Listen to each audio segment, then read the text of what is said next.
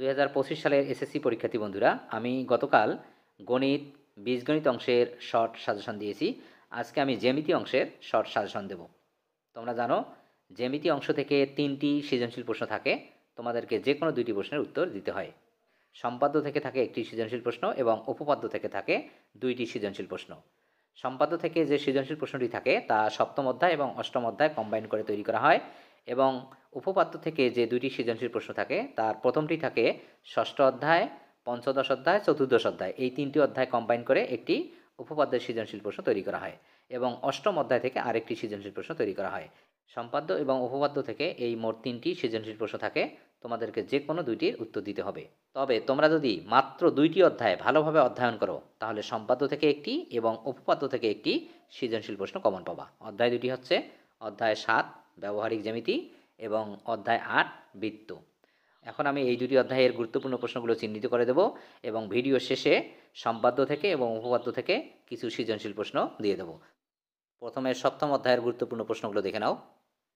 সম্পাদ্য 2, সম্পাদ্য 3, 142 পৃষ্ঠায় উদাহরণ 2, অনুশীলনী 7.1-এর 3, 6, 7, সম্পাদ্য 4, 147 পৃষ্ঠায় উদাহরণ 3, 148 পৃষ্ঠায় উদাহরণ 4, অনুশীলনী 7.2-এর 15, 16 এবং 19।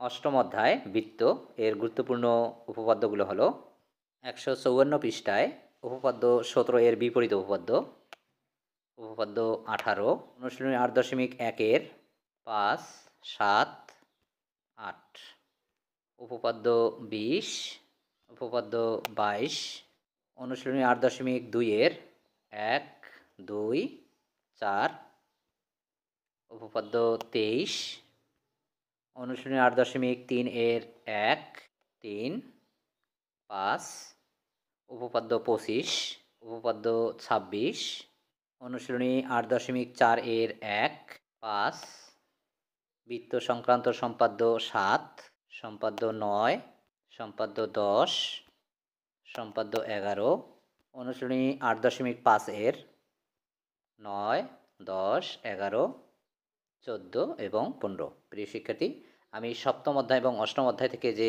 প্রশ্নগুলো চিহ্নিত করে দিলাম, এই প্রশ্নগুলো যদি তোমরা ভালোভাবে অধ্যয়ন করো তাহলে সম্পাদ্য থেকে একটি সৃজনশীল প্রশ্ন কমন পাবা এবং উপপাদ্য থেকে একটি সৃজনশীল প্রশ্ন কমন পাবা। এখন আমি এই সৃজনশীল প্রশ্নের কিছু নমুনা প্রশ্ন তোমাদেরকে দিয়ে দিচ্ছি। দেখে নাও। সম্পাদ্যের সৃজনশীল প্রশ্ন 1, সৃজনশীল প্রশ্ন 2,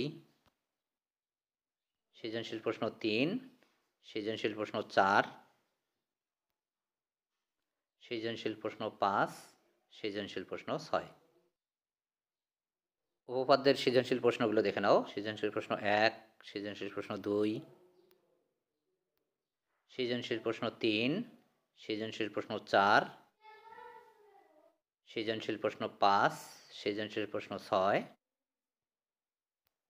সৃজনশীল প্রশ্ন 7, সৃজনশীল প্রশ্ন 8, সৃজনশীল প্রশ্ন 9, সৃজনশীল প্রশ্ন 10। গুরুত্বপূর্ণ প্রশ্নগুলো চিহ্নিত করে দিলাম। তোমরা প্রথমে ওই প্রশ্নগুলো ভালোভাবে অধ্যয়ন করবা, তারপর যে নমুনা সৃজনশীল প্রশ্নগুলো দিলাম এই সৃজনশীল প্রশ্নগুলো প্র্যাকটিস করবা।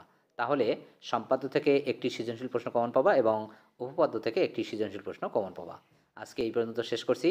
আমি নেক্সট ভিডিওতে ত্রিকোণমিতি এবং পরিমিতি অংশের